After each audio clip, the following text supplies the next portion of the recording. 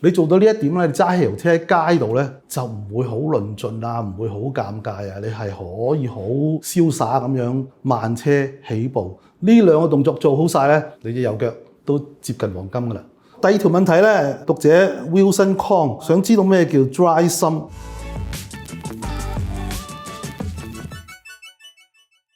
上次 Edmond 同阿符喺Ford Fiesta 嗰條片裏邊講過，考到柴油2號牌啊，揸電油車可能會有啲困難，咁就話希望我拍條片講一講。嗱，我而家找數啦。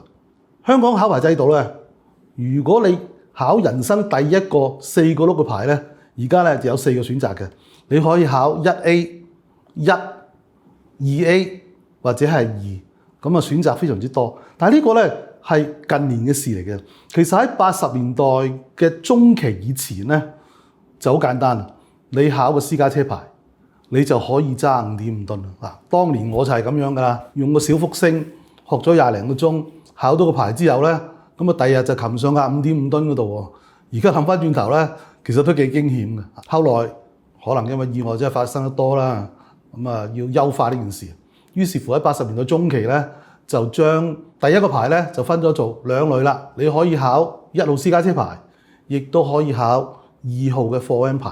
咁跟住後來咧與時並進啦，又出咗自動波咁樣。咁我覺得呢個係比較合理嘅嚇，因為貨 N 嘅體位咧其實係同5.5噸貨車咧係啲接近。咁私家車咧係另外一種嘢嚟嘅，同埋咧貨 N 咁啊理論上係難啲㗎。咁你考牌嘅時候用個難啲嘅車，當你考到之後去揸翻一架容易啲嘅車，咁啊應該冇問題啊，安全好多啊。咁所以考到個2號牌咧，咁理論上咧就可以揸1號車，咁一路都相安無事，我認為冇問題㗎。到最近咧，我發覺情況唔係我想象中咁簡單啊！我認識好多年輕人咧都係考2號牌嘅，其實佢考2號啫，個心裏邊咧就諗住揸電油嘅手波車啊嘛。但係當佢考到個牌走去揸電油車嘅時候咧，發覺有困難喎。即係嗱，遠就唔好講啦。譬如我哋團隊裏邊阿 Kenneth 就係啦，佢第一次揸個電油車嘅時候咧係冇辦法起到步嘅，拋多次馬仔啊，轉數又高到離晒譜啦，線到幾粒字咧差唔多有糯米咁滯啊，好凄涼啊！因為嗰個係我㗎 IS200嚟嘅。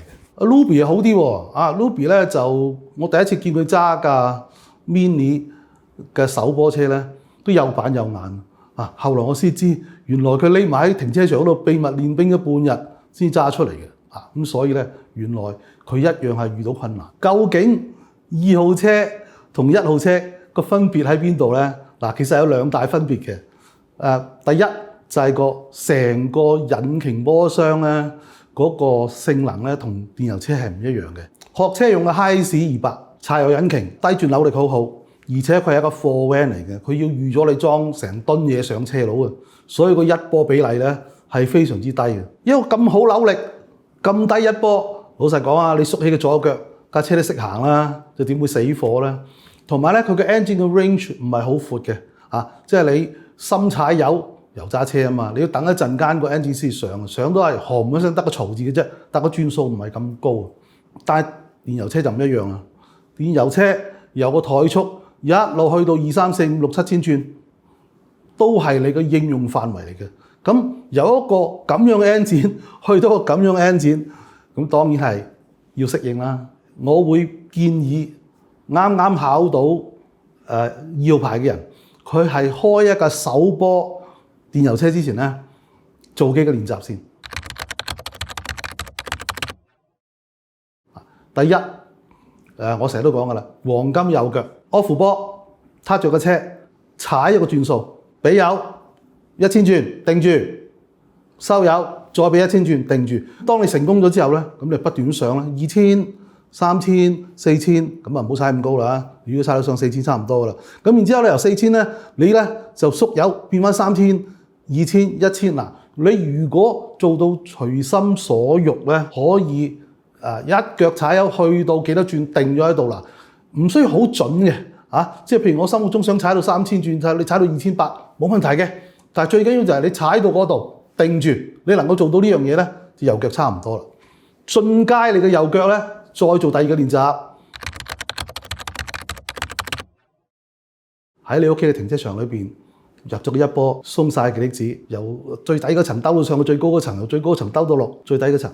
未到停車，未到最後關頭，你唔好踩極力子，一直係鬆晒極力子，淨係靠個油門加油收油，加油收油，行勻晒停車場，用咗一波。嗱，你做完呢個動作咧，第一個練習係訓練你加油嘅準確性，第二個練習就係控制你加油同埋收油嘅柔順度。呢兩個動作做好晒咧，你隻右腳都接近黃金噶啦。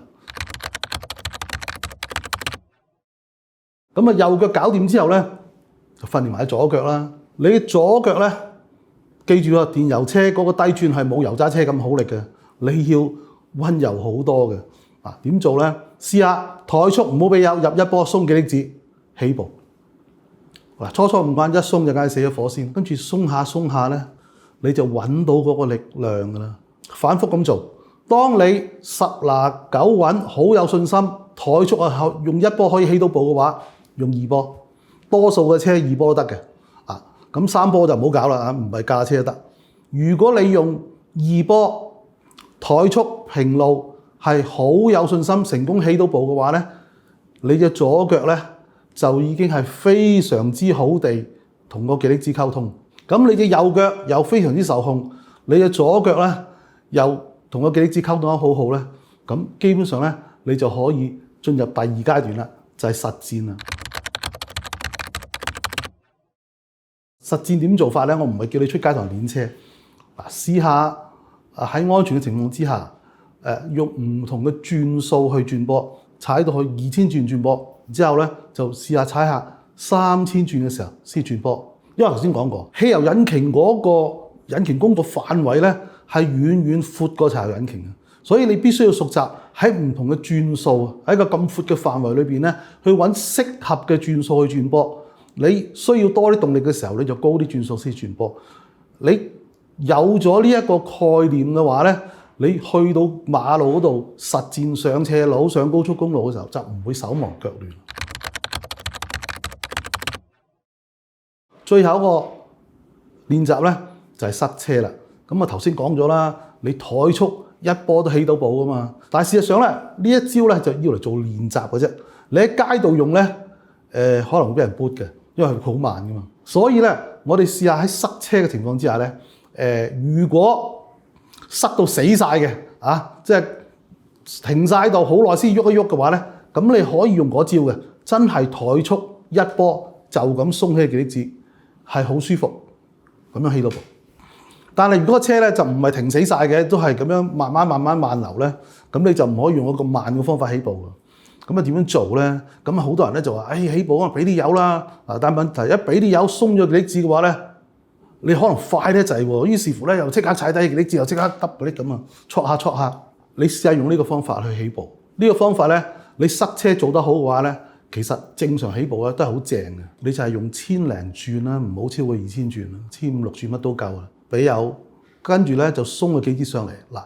於是乎咧架車就會喐啦。你就會話，我用呢個轉數，我鬆晒極力子咪得咯。但係咧塞緊車咁講，就快得滯嘅咯喎。咁應該點算咧？嗱，呢一招好重要嘅。你俾怠速以上嘅500轉啦，即係1300轉至1500轉咁樣啦，俾油啦，鬆個極力子上嚟，架車開始喐。其實你係推一推架車，架車喐嘅時候咧，於是乎咧你就收翻油，撳翻低個極力子少少。咁個 N 展轉數跌翻落嚟噶嘛，跟住你就縮起隻左腳，你個 N 展呢個時候個轉速咧大約係1000轉到，而你個極力子咧係完全鬆晒，就啱咧係好 smooth 咁樣去跟住前面啲車，同埋咧成個起步係好暢快。你做到呢一點咧，你揸汽油車喺街度咧就唔會好論盡啊，唔會好尷尬啊，你係可以好瀟灑咁樣慢車起步。跟住個交通嗱，呢幾個動作你做好晒之後咧，基本上操控汽油引擎咧，其實你係合格㗎啦。我希望以上提供嗰幾個方法，你喺由考到2號牌開汽油手波車頭嗰幾日，好好練熟佢，咁以後咧就一帆風順啦。但係搞掂咗你隻左右腳之外咧，私家車同貨 van 咧喺嗰個體位上高啊，係原來都係唔同嘅喎嚇。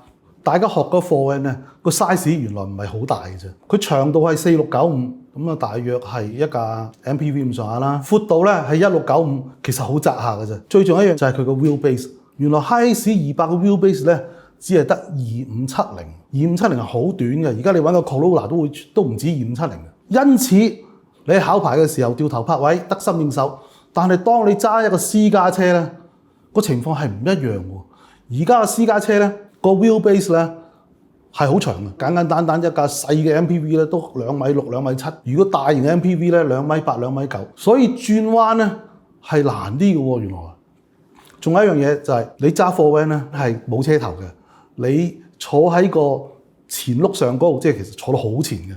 擋風玻璃下低咧就係車頭嚟㗎啦，你唔需要預個車頭嘅。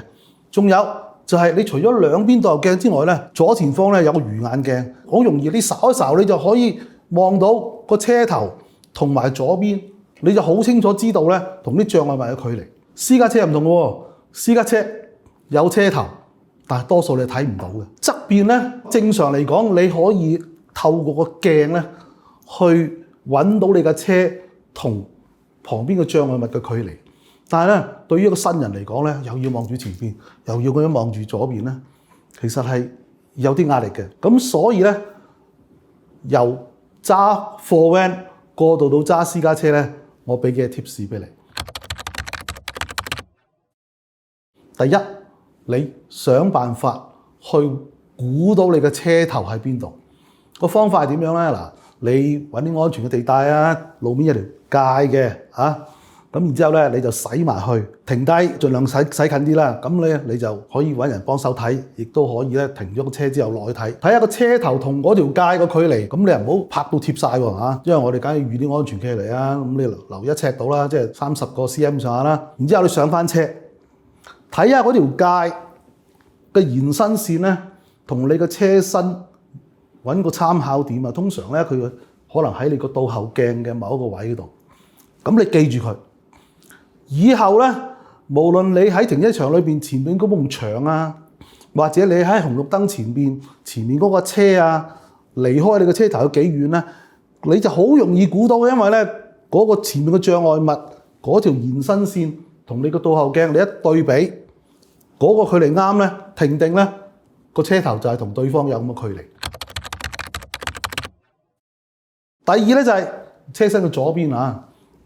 一樣啦，你喺安全嘅地帶啊，揾一條同你車身平衡嘅白界，咁咧你就亦都揾一個適當嘅距離啦嚇，揾啱咗之後咧，你就睇下呢條咁嘅白界延伸線咧，同你個擋風玻璃下低咧重疊喺邊一點。咁你以後揸車咧就係你見到嗰條界同你嗰個參考點重疊嘅話咧，就代表你嘅車身同左邊嗰個距離有幾闊。有咗呢兩個參考點。咁你無論你係喺馬路度行車，或者駛入去停車場嗰度啊，你都可以好清楚知道前邊同埋左邊仲有幾多空位剩啊嘛。仲有一點咧就係好重要嘅，你入到去啲室內一定要着燈，因為嗰盞燈咧除咗俾人睇到你安全啲之外咧，仲可以透過燈影同前邊嗰啲牆啊、車啊嗰啲反光咧，知道個距離啊嘛。咁呢個咧亦都可以幫助你判斷個車頭同前方障礙物嘅距離。有咗呢兩招之外咧，仲要留意一樣嘢喎。頭先講過啦，貨 van 你坐得好前嘅，揸私家車咧你係坐喺兩個轆嘅中間，咁所以咧扭軚嘅時機咧就唔一樣啦。你揸貨 van咧，你真係去到好前你先至會扭軚嘅，但係你揸私家車咧，你就個時間咧，你就要提前翻嗰個距離啦嚇。第二就係你個 wheelbase 咧係長咗，貨 van 嘅 wheelbase 係2.5米幾嘅，你如果揸架2.7米、2.8米嘅 wheelbase，同樣去轉一個窄彎，你應該點做法咧？學車嘅時候有冇聽師傅講過啊？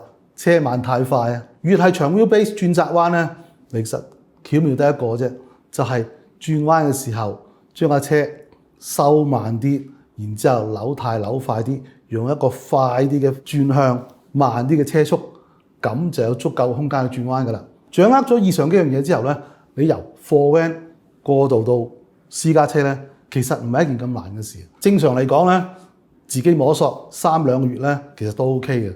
我哋拍呢段片嘅目的咧，就係幫助大家好安全、好快咁樣完成呢個適應期，咁你就可以好好咁享受你嘅私家車生活啦。咁如果有經驗嘅朋友睇完呢一集，你覺得有啲更加好嘅建議俾新人嘅話咧，歡迎留言啦。新人如果睇完之後又有咩問題，亦都可以留言俾我，大家研究一下。我哋有一段時間冇答過觀眾嘅來信啊，咁今次咧，我哋就揀咗啲比較有趣嘅問題。呢個讀者阿樂咧，佢話點解傳統嘅 torque converter， 譬如踩到100公里嘅4波3000轉，當你縮開隻腳咧，佢就會跌轉數跌少少，咁但係速度又冇變。佢話唔係應該 lock 住嘅咩？咁點解就有跌咧？呢個咧有啲古仔喎，真係 torque converter 嘅 lock up 咧。純粹為咗慳油啦。如果日系嘅車咧，喺90年代以前咧，佢個 lock up 就好簡單嘅，真係睇速度嘅。因為日本嘅高速公路咧，個限速係80，所以好多車咧佢真係用速度係作為一個參考指標。你過咗80之後咧，個 torque converter 就會 lock up 噶啦。基本上90年代以前嘅車都係咁樣嘅。咁但係後來咧發覺咧，咁樣唔係最慳油啊。所以新嘅做法咧就係佢參考咗幾樣嘢嘅。參考咗你個負荷啦、速度啦，仲有啲水溫、油溫啦，同埋你個腳踏嗰個深度。咁簡單嚟講咧，就係你符合晒所有佢認為慳油嘅指標之後咧，佢就會同你 lock up 噶啦。咁你縮腳係點樣做咧？你縮腳咧，雖然個速度夠晒啦，個波亦都係夠高啦。譬如好似頭先呢個例子咁樣，去到100啦咁樣，但係你縮腳咧，佢係會同你鬆開個 lock up 嘅。點解啊？因為架車可以流快啲啊嘛。咁如果唔係嘅話，一路 keep 住 lock up，你一收油嘅話，架車咪慢咗，咁咪嘥咗啲油咯。咁即係好似 off 波咁樣，係咪有危險啊？點解我哋揸車唔建議人哋用 off 波去慳油咧？因為你 off 波嘅時候咧，你對架車係失去咗控制。你見到突然之間有咩緊急事發生嘅時候，你再入翻波，你入唔到咧，咁就弊家伙啦。而佢而家嘅做法咧就係，佢知道你收咗油之後咧，佢就會同你甩開咗嗰個 lock up， 同時間咧個 engine 咧都係唔俾油嘅。咁純粹係靠架車嘅慣性咧，咁樣向前衝，係做到最慳油。當你踩翻油門嘅時候咧，個 engine 咧係重新俾翻油，就會重新 lock up 翻個 torque converter 嘅。咁呢種做法咧喺日系嘅車係最流行嘅。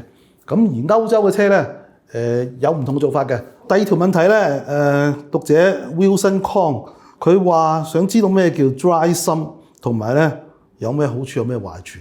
我通常咧就好少答啲咁淺嘅問題，因為呢啲其實係 Google 到嘅。但係點解我會揀呢個問題咧？因為呢條問題咧同我哋過去拍嘅2條片有啲關係。有一條片講香港嗰啲汽車術語咧，我講過呢個例子嘅。所謂 dry sump 咧，就即係乾式嘅油槽。咁你知啦，香港嘅維修師傅咧，好多時講嘅術語都來自英文嘅。咁英文 oil sump 正式學名係油槽啊，或者油底殼啦。咁佢哋照譯咧就叫做油濕喎，唔知係咪鼻塞講唔到個 M 音啦嚇。dry sump 就即係乾式嘅油槽咧，佢就會話乾式嘅油濕。咁咧相對咧有一種當然係叫 wet sump 啦，就係濕式嘅油濕。咁我後生嘅時候咧，哇！真係完全都唔明啊，點解乾式嘅油濕？濕式嘅油濕咧，後來先知原來個油濕咧就係 oil sump 啊，咁非常之有趣。油槽點解有乾式同埋濕式咧？首先你講下個油槽個功能係咩先？佢就係裝住啲油，撻着個車嘅時候咧，咁咧就係有個泵，就將啲油咧就係泵到唔同嘅地方去潤滑啊嘛。嗱，中間有啲嘢好有趣嘅。你打開車頭冚見到 engine 啊，舊式嗰啲就好多皮帶啊嚇，個擸住風扇啊，擸住打藍毛啊、冷氣啊、水泵之類啊。咁啊後來咧有啲混能車或者新款啲嘅啲慳油啲嘅車咧，冚唪唥將呢啲嘢咧就改晒用電嘅嚇。咁啊冇皮帶㗎啦，乜嘢都可以用電，乜嘢都可以用皮帶，但係咧個油泵咧係一定係由個曲軸帶個齒輪直接推嘅，從來唔會用摩打，從來唔會用皮帶嘅，因為頭先講緊咩風扇啊、冷氣啊、打藍磨瓜咗咧，架車都仲可以行得一陣嘅。但係如果個油泵瓜咗咧，架車咧就成架咧就玩完㗎啦，整都冇得整㗎。你夾硬行咧就好快成架車就報銷啦。所以油泵係一定要用最穩陣嘅方法，就係用個曲軸帶個齒輪咁樣去推動嘅。點解會有濕式同埋乾式嘅分別咧？咁呢個咧就令我諗起我哋之前拍嗰套片啊，喺大帽山裏邊咧，我哋啊整杯水啊，我啊整固一壺啦，俾個闊啲嘅杯俾佢，佢咪好容易倒瀉啊。我啊整個窄啲嘅杯咧，深度一樣都冇咁容易倒瀉啦。嗱，乾式油槽咧，其實就係咁樣嘅。乾式油槽咧，其實個主要嘅 application 咧，就係喺一啲會面對好大嘅左右前後嘅 G-force 嘅，譬如話船啦，船咧風浪嘅時候好犀利噶嘛嚇，電單車啦，或者啲高性能嘅超跑啊，或者係賽車啊，佢哋轉彎閒啲離心力1、2 G 嘅，就會用乾式油槽啦。個原理就係個油槽咁闊，嗰啲油如果個 G-force 太大嘅話咧，咁好容易咧就走咗去一邊嗰度，咁佢吸唔到油上去，咁咪令到個機器冇潤滑，咁咪好危險咯。所以乾式油槽咧，其實原理就係咁樣嘅啫。一着咗架車喺油槽底下嘅油咧，就首先會泵咗去一個比較窄啲嘅 reservoir 嗰度嘅，然之後再喺個窄啲嘅 reservoir 嗰度再泵去個潤滑系統嗰度。由於個 reservoir 咧係窄啲啊嘛，所以佢承受大啲嘅 G-force 咧，啲油都唔會話走晒出嚟咯。咁確保個引擎嘅潤滑系統咧就唔會中斷。咁缺點係咩啊？咁缺點咪複雜啲咯，貴啲咯。啲車通常係好貴嘅超跑先至會用乾式油槽嘅啫，一般民用車我哋就唔會用嘅。咁提大家啦，如果你仲未訂閱我哋頻道嘅話咧，快啲訂閱咯，多啲 comment like and share。如果可以嘅話，亦都歡迎你用 Super Thanks 嚟支持我哋啊！